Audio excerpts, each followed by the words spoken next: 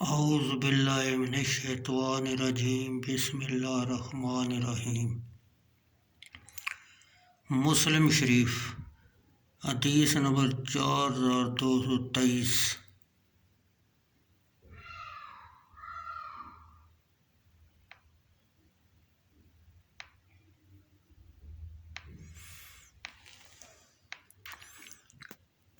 ابو ہریرہ رضی اللہ عنہ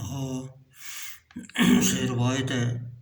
جناب رسول اللہ صلی اللہ علیہ وسلم نے فرمایا،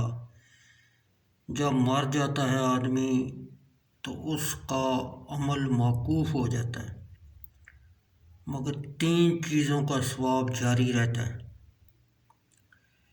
ایک صدقہ جاریہ کا، دوسرے علم کا جس سے لوگ فائدہ اٹھائیں، تیسرے نیک بخت بچے کا جو دعا کرے اس کے لیے۔ فائدہ: نووی نے کہا، علماء نے کہا ہے، مطلب اس کا یہ ہے کہ جب آدمی مر جاتا ہے تو اس کا عمل موقوف ہو جاتا ہے اور اب نیا ثواب اس کو حاصل نہیں ہوتا، مگر ان 3 چیزوں سے، کیونکہ میت ان کا سبب بنتی ہے۔ اولاد تو اسی کی کمائی ہے، اسی طرح وہ علم جس کو دنیا میں چھوڑ گیا، تعلیم ہو یا تصنیف ہو۔ اسی طرح صدقہ جاریہ جیسے وقف، اور اس حدیث سے بڑی فضیلت نکلی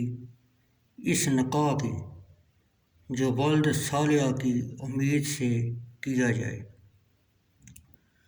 اور اس میں دلیل ہے صحت وقف کی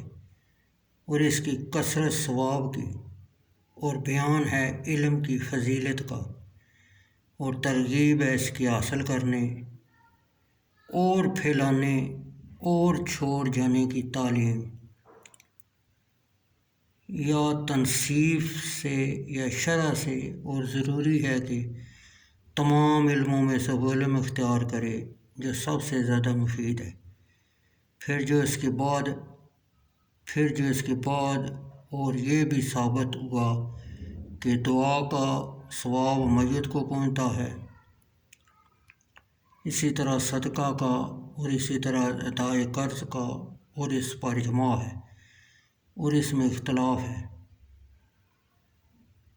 اور روزہ میت کا ولی اس کی طرف سے رکھ سکتا ہے،